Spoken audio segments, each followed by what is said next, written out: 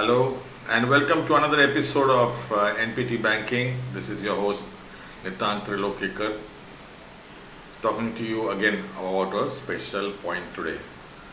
Now this special point we will be running into series because the topic itself is too large. Why? Because it concerns frauds.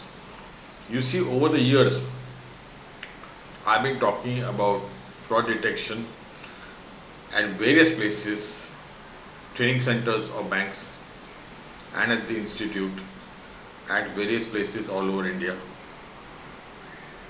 But this does not mean that my views are that of any institute or training center or to any firm. My views are independent and you have to be convinced about this. So over the years we have seen that just after the bank audit is finished, there are scams and scandals which come out, and people are asking why didn't the bank auditor find this out. So this year, as a panelist to guide auditors, I noticed that everybody is trigger happy, let's put it that way, to point out errors which they have found as frauds, or they're just confirming what they have found out is fraud. Therefore, we'll be naming this series as "Haven't you just detected fraud?" Just to confirm to you that what you have detected is fraud and where to report it. Now, this is not a bad thing.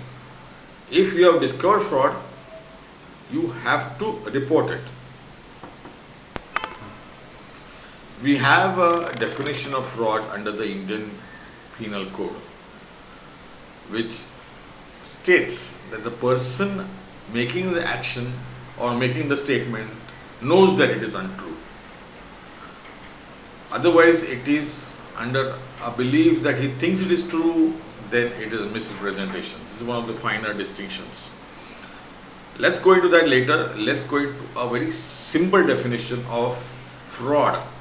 Is a fraud whether it is with guilty mind or not. Now this is defined by the Reserve Bank of India in their Master Circular of Fraud dated 1st July 2015. Now this will be on your screen now, which says that it shall be deemed to be fraud in cases of A. Cases of cash shortages more than 10,000 rupees, and B. Cases of cash shortages of more than 5,000 if detected by management or auditor or inspecting officer and not reported on the day of occurrence by the persons handling the cash. Persons handling the cash means the cashier. There might be one or two cashiers, there might be a head cashier, but these are the persons handling the cash. If it is a treasury, there will be a treasury manager, but that treasury manager, obviously the post is also different, it's quite different elsewhere. Now this has got two figures, 5,000 and 10,000. So what should you look at? That is the crux. Now if you see that the amount of 10,000 is even when you inspect and you find out that the leakage is or the shortage is more than 10,000, and in B, what I have just marked over here is and not reported on the day of occurrence by the persons handling the cash. That means it has been detected before but not reported on the same day. Now it is possible it is not reported until you are there and you have found this out. They may say that we have reported it, but there may not be any proof.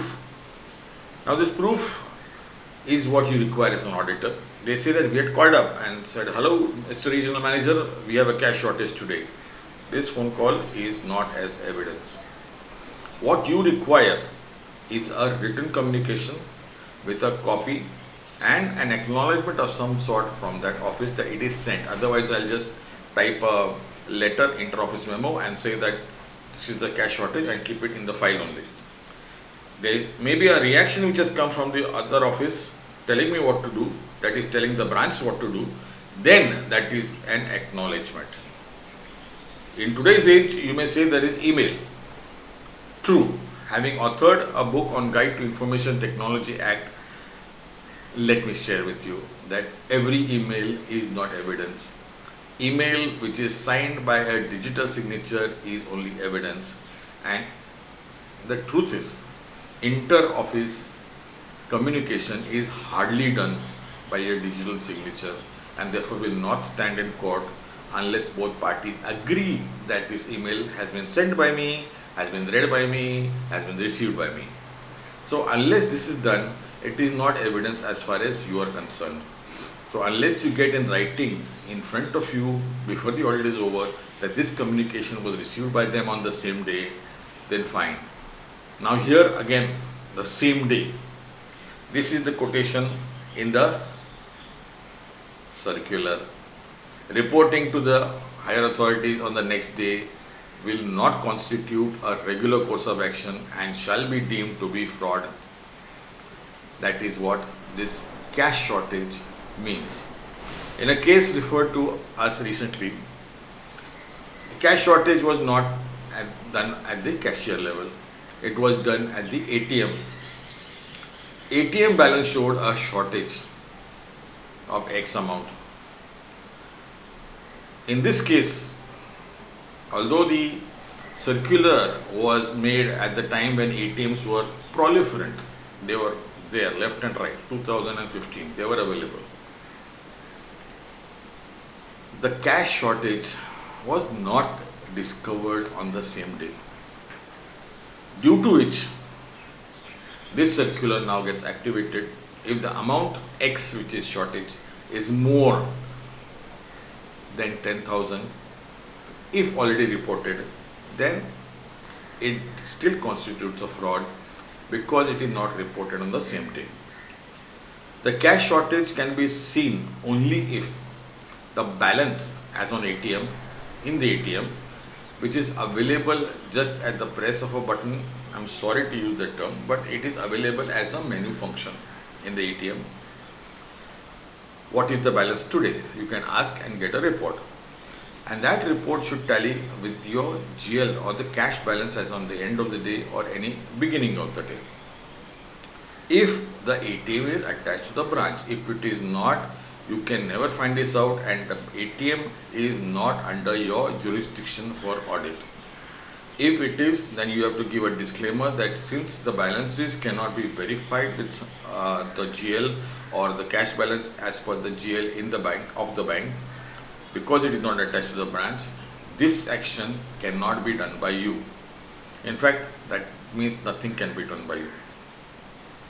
So in this case, when you verify the balance and you find the shortage, there is no way of knowing since when the shortage was there unless the balance as per ATM is taken on a daily basis. This is what we recommend most of the banks to do on a daily basis in the beginning of the day. If you do it on the beginning of the day, if anything wrong has happened, then you can stop the operations of the ATM. Can anything wrong happen? The answer is yes. Is it due to fraud? The answer is not always. You see, there are a lot of sprockets which are there inside the machine which pick up the notes and then take it forward. What happens is these sprockets are made of some material which is non-metal, polymer based, or what we refer to in common terms, non-technical terms, as nylon based. So these are subject to wear and tear. The moment one sprocket is abnormally cut off, it skips a rotation and then machine does not know that it has skipped and therefore picks up an extra note. The receiver of the extra note is very honest, and therefore he takes the money and puts it in his pocket. Does not count when he gets extra. When he gets less, of course, or even he does not get the money delivery, he of course approaches the bank on the next day. So we will never come to know. However, good fortune that we have seen in one bank when we had gone, that a customer actually stapled a note of 500 to a letter and sent it to the branch saying that yesterday I tried to withdraw 2000 rupees from the ATM. I got 2500 and this is that extra note, as if the last note which he received was the extra one and not the first one, but whatever it is, there are honest customers also. So although I joked earlier, all customers are not dishonest. Let me share with you that. So in other words, cash is important. It's the most liquid asset of the branch, of the bank, and therefore cash with the cashier and cash with the ATM, both are important, and for both these the same rule of the RBI is applicable, and they have listed out whether it is guilty mens rea on part of the ATM machine. ATM machine cannot have a guilty mind, or of the cashier.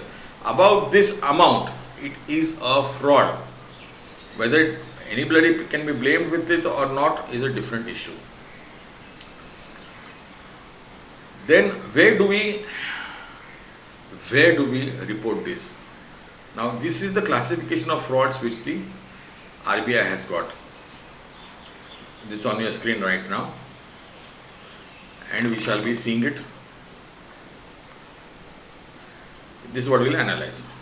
So there are 1, 2, 3, 4, 5, 6, 7 items. Out of 7, try to put it in one of those items and not the last one. So the fourth item, if you see, is negligence and cash shortages. Maybe negligence is not applicable here, but cash shortage definitely is. So you classify this under the fraud of negligence and cash shortages. Enough about cash shortage. Let's take up the issue of cash credit, which is common situation in the sense the stock in the cash, cash credit is given against stock and debtors. Now debtors position normally is ironclad. However, we have seen manipulations, but let's not look at that aspect just now. A common aspect is the stock valuation as on 31st March. Every month the borrower reports the stock position to the bank, raw material, work in progress and finished stock. Some of the banks have different margins against them, and therefore the drawing power is worked out. When the drawing power is worked out, it is an open secret that even the borrower has learnt how to look at the stock and the drawing power, and he looks at the balance and then adjusts it a little bit. A little bit of adjustment can be taken in stride by the bankers when they visit the borrower and look at the stock, and if they find some differences, they look at the tolerance limit. In March, however, the tolerance limits are much higher sometimes, because the profitability of the unit now becomes critical for taxation purposes, for reporting purposes, for normal growth curve purposes, whatever. So sometimes the stock is much higher in the balance sheet, sometimes the stock is much lower compared to that reported to the bank. It's up to you to see whether it is critical, whether it affects the drawing power very critically and therefore it is excess, but reported to the bank may be different. Now here is where the guilty mind comes in. A person, that is the borrower, is in control of the stock. He is in control of what he signs in the balance sheet. He is in control of what he sends to the bank, and therefore he knows what is sent to the bank and what is in the balance sheet is different.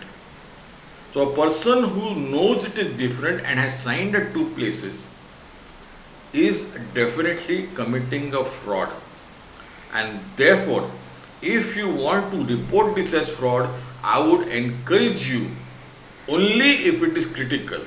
Now if due to the difference it still remains in drawing power, definitely you have the option not to say so. If it makes a difference which is very minor, you have the option not to say so. But where it makes a major difference, suddenly there is a jump, and whatever be the case, it's a major difference, then you have to report it, and report it under what? Classification of fraud, 2, 3, 4. The fifth one is cheating and forgery. Now this cheating and forgery is also there, as well as in the second point is manipulation of books of accounts. Books of accounts does not mean always of the bank. His book of account or his extract which he has shown. So the extract of stock which he is supposed to report to the bank, he has not reported correctly. Otherwise manipulation of this. So you have a choice where to report. Can I tell you some cases? Yes, I can. A real life cases which I have reported as fraud was like this. There was a molasses exporter, and when the goods were allegedly put on boat or put on the docks for shipping, at that time the government of Maharashtra had banned the export of molasses. So for the last 10 months, when we inspected, molasses was on a ship or a dock to be loaded onto the ship. Amount was 10 lakhs or 1 crore, whatever. Molasses is an organic material. It is not a finished stock which has got a preservative. So I questioned the value of the stock as zero. I said, unless you convince me, first of all, there was no inspection done in the last 6 months. All excuses were given. It is Bombay Port Trust, so we cannot go easily inside, and therefore, etc., etc. So I challenged it. The challenge was not accepted by the branch manager, saying that I also do not agree with you. So we reported it as fraud. It turned out to be fraud. Account went into NPA, and the previous branch auditor was pulled up and blacklisted for 2 years from the statutory audit. Now this is what happens if you don't question and classify it correctly. Therefore, my dear friends and colleagues and professional brothers and sisters, if you find it a fraud, this is what we are discussing here. Please classify it as fraud and report it statutorily. And although it is something not to be happy about, it is your duty to do so. Thank you very much for your comments, and this series of have you found fraud? Isn't it the fraud what you have discovered? This series is as per demand of the viewers. So this is what I am catering to. See you more, discussing more and more frauds. I cannot do that in one shot, otherwise the clip will run into hours and hours, which I don't think you would like to see in one sitting. Bye. See you again.